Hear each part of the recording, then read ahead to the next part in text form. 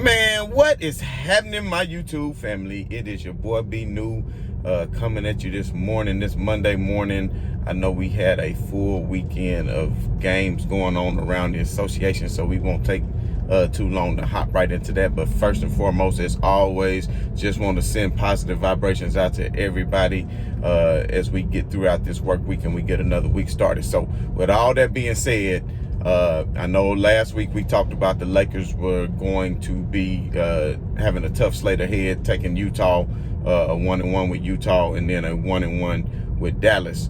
And if you remember back what we discussed previously, I said the Lakers possibly would fall to Dallas for both of those games. But even if that were the case, there would be no reason to fear, because that would not leapfrog Dallas over LA in the standings. And we had already discussed the next 4 games coming up for the Lakers were against some lesser opponents, teams like Orlando, Toronto, and Sacramento, who is missing key players too right now. I don't even think that Fox is playing for Sacramento right now. So these are very much some winnable games.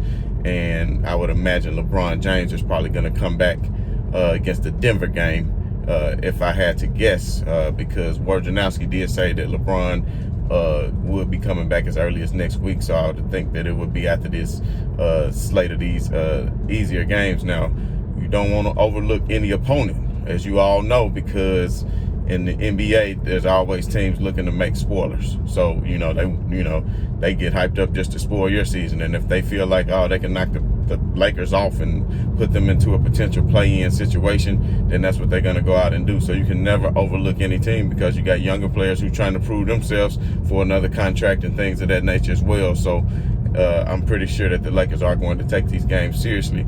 But one thing I did want to touch on as far as both of the games against Dallas is the lack of scoring for the Los Angeles Lakers. So as we all know, and I'm sure most of you do know, who follow the Lakers or who follow the association closely, or have heard, do know that without LeBron James in the lineup, the Lakers offense go to 30th in the league.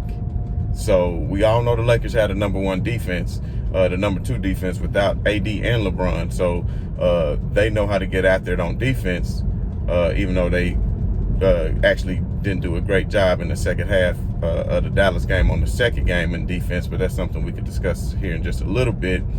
But the offense, it seems to be the trouble for the Lakers right now.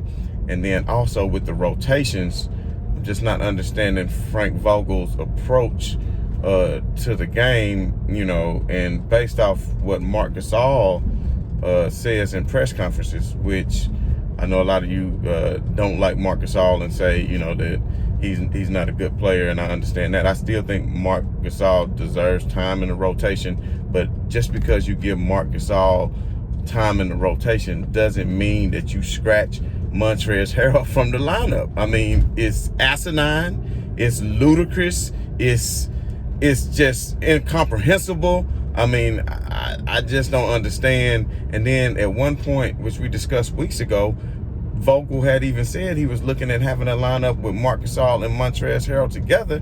So now that you do have an Andre Drummond and you have an opportunity to put Trez in that 4 spot and let them rotate on the offensive and defensive end of the floor from the 4 to the 5 spot, then you can actually get some things going. And I don't understand, if you were up by 17 and you end up letting them go on a 26-5 run or whatever it was in the 4th quarter. I mean, that is totally ridiculous to not even try that lineup. So for everybody who was so upset with Marc Gasol was a +4 for the game. All the starters was -20. Drummond -20. Anthony Davis -19. Schroeder -21. So, I mean, I know a lot of people just don't, understand that Marc Gasol, a lot of people just, I'm sorry, y'all, I had a call coming in, so that kind of threw me off. But I know a lot of people don't understand the thinking of Frank Vogel and his rotations, which is the same way with me too. So I'm really just trying to figure out why. I mean, unless Frank Vogel is just like really wants to secure that 4th and 5th seed because of how the brackets would play out, which maybe that's what they're trying to do, because that way in the first round, in the 4th or 5th seed, then they're going to be facing that Nuggets team in the first round, and they know that the Nuggets are without Jamal Murray. I mean, I would hope that an NBA coach isn't out here trying to lose games. But going back to the point that I was saying in the press conference, Marc Gasol, when they asked him, was he aware of what was going on as far as the lineups?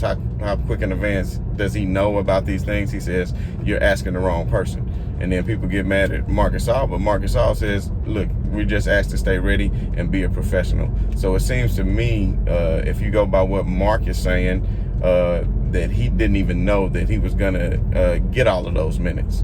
So I understand Vogel wants them to be ready, but I would like to have better communication between coach and player. And when asked in the press conference about Montrez's attitude as far as not playing, Vogel says, hey, he was fine with it, but was he fine with it before, or was he fine with it after the game? Like, are you communicating this with your players? I mean, I would imagine that you would do so, but based on Marc Gasol's reaction, he had no idea that it would be him. So to me, that means that there's a lack of game planning going on with the coach.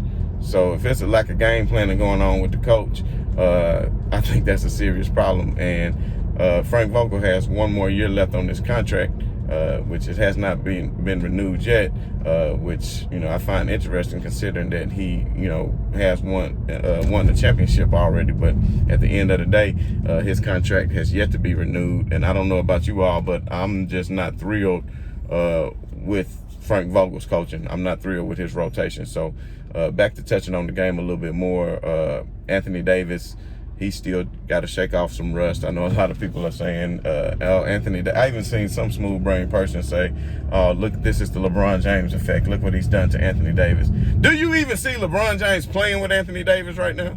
So how can you blame Anthony Davis' shortcomings in the past 2 games on LeBron when LeBron not even on the court? I mean, there's some real smooth brain people out here, man. I mean, there's some real haters too to say something that's ridiculous. Because at the end of the day, nobody is still going to want to see the Lakers once they are fully healthy and whole. But this shows you how much of an impact that LeBron James has on a team. And people say, oh, well, it's because LeBron, they built the team like that for LeBron, so they surround him with shooters so he can, drive and kick it. No, that's all NBA teams. That's what they've become. So what are you talking about? But when you take LeBron James off the floor, then you see the patheticness of the team. Now, like I said, they went to 30th in offense. Now, when you take a Kevin Durant off Brooklyn, they haven't missed a beat. When you take a Kyrie and then you still have a KD, they're not missing a beat. So if you understand, when you have the Joe Harrises of the world and people who can actually hit shots on a consistent basis night in and night out, then that's the difference. And we'll get to Brooklyn in just a moment. But KD had a phenomenal game yesterday, as to be expected, just coming off the thigh contusion. But I tell you what, I would have thought that Boston would have put up more of a fight. And as soon as I start talking good about Boston, you see what they go ahead and do. You see what they go ahead and lay an egg against Charlotte yesterday and then get smacked around by Brooklyn minus a KD on Friday. So Boston, they're going to mess around and be in the play-in game in a minute because Miami is right behind them in that 7th spot and by I think a half a game, and I know they are itching to get to that 6th seed so they can be secure and not have to do so. So I don't understand what's going on with Boston.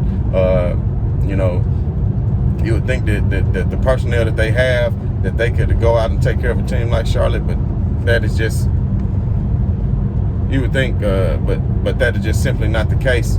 But at the end of the day, we'll talk about Brooklyn for a minute. So I know James Harden is going to be out the rest of the season, the next 10 to 12 games, and we'll come back probably in the playoffs, maybe not even in the first round, because we have seen that happen before. When I think Kevin Durant may have came back in the 2nd round when he was going to Golden State, when he was dealing with the strain before he ultimately suffered the injury in the finals for the Achilles. But at the end of the day, the way the Brooklyn Nets are performing right now, and I've been saying this, so don't try to say I'm switching it up, because this is something I've been consistently saying, that I feel like the Brooklyn Nets have enough firepower to make it out of the Eastern Conference. Milwaukee has been looking good as of yet, and we know the playoffs are a different monster, but at the end of the day, even without Harden, if you have a Kyrie and a Kevin Durant combination, that is enough, I feel, for them to get through any team in the East in a 7-game series. I would not, and I'm talking about my personal money, I would not bet my money against Brooklyn in a series against any of the teams in the East, even with just KD and Kyrie. Now, even if you add Harden to the mix, things might change a little bit, because now they only had 7 games where they played together, such a small sample size, and you start looking at some chemistry issues. But at the end of the day, Brooklyn does not want to see LA in the finals. Trust what I'm telling you, because that defense is something that's going to really step up a notch in the playoffs. And once you start getting these matchups, I mean, you might let KD get his, but let's not forget what LeBron James did in Game 1 against Golden State when he drugged that team to the finals in his last year in Cleveland, when he came out with the 50. But at the end of the day, if Anthony Davis does not perform at a high level, the Lakers will not beat Brooklyn. So I'm still saying that Anthony Davis, and I know KD recently said, oh, Anthony Davis is like a cheat. Anthony Davis is like a cheat in the game. So all of a sudden he's trying to hype up Anthony Davis because he know that ass whooping is going to be coming to him in June. So, you know what I'm saying? Just go ahead and get prepared for it and start making excuses, KD. Like you said, championships don't mean anything to you. You know, you're saying all these things just in case, because you know what's going to happen. But on the real level, the way Kevin Durant is looking, and if they can keep that team intact, I'm telling you what, KD is really just hitting his prime. If he can avoid injury the way he comes back and just makes shots and makes his offense come so easy, I could really see Brooklyn going on to win a few championships, but not for the next couple of years, as long as you got a very healthy and in his prime LeBron James playing at the high level that we know LeBron James is capable of playing of. So with all that being said, I would still say Lakers against Brooklyn, I would have to go Lakers in 6. I would still have to go Lakers in 6. But the Lakers, now, I just don't want to just tell everybody, well, when LeBron James comes back, it's going to, just be so simple. Because at the end of the day, the Lakers are going to need, in these last 10 or 12 games, when LeBron comes back, is to develop some chemistry as well, because you added new pieces like Drummond and Ben McLemore. But I would imagine that Ben McLemore and Drummond would be able to get off a lot more with LeBron James in the lineup. And we also know how capable LeBron is of getting his teammates involved and making them into better players, contrary to most LeBron haters saying that that's not what he does. But we all know about that. We won't get into all that. But another team that I wouldn't mind touching on right now that's actually helping the Lakers too, which is a team who's been looking terrible, by the way, who's lost, I want to say, 7 of the last 9 games, is the Portland Trail Blazers. And the Portland Trail Blazers went against the Memphis Grizzlies. And I said this on Friday, if you go back and watch the video, I said the Memphis Grizzlies would win at least one of those games, if not both of those games, because the way they are playing right now, I'm telling you, a lot of teams are not going to want to see the Memphis Grizzlies in their playoffs, because the Memphis Grizzlies will win their play-in tournament. They will win that play-in tournament. And the way Ja Morant is playing, and with Jared Jackson Jr., the way he's come back and playing, nobody wants to talk about Memphis because they're in a small market. But I'm here to tell you something right now. The way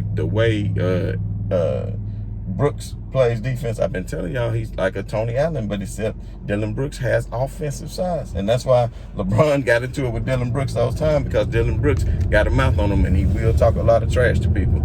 He will talk a lot of trash to people, yes indeed. So the Memphis Grizzlies, they are looking nice. And like I told you, now the Portland Trail Blazers are all of a sudden under Dallas. So like I said, even with Dallas losing to the Lakers twice, the Lakers are still a game up on them. And with the schedule of these next 4 games, I don't see them losing that 5th spot. So as long as the Lakers keep the 4th or 5th seed, which I believe is their aim, I think they'll have a decent path to the finals. But just look out for the Memphis Grizzlies, like I said, and they may even overtake Portland, and Memphis may come for that 7th spot, which it doesn't matter a whole lot, but you never know. Memphis may come for that 6th spot as well, because if Memphis comes for that 6th spot, then that means they're going to secure themselves, and then you're going to see Dallas and Golden State and Portland all fight it out to try to get that play-in game, which I think will be very fun to watch. So I think I do like this addition, because it's making teams not tank and adding some value to the league. So with all that being said,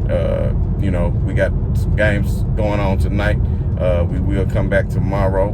Hope everybody enjoyed their weekend, and let's get it started for another work week. So, as always, this is your boy B New. I'm saying right on to the real, and I'm saying much love to the haters. I'm out.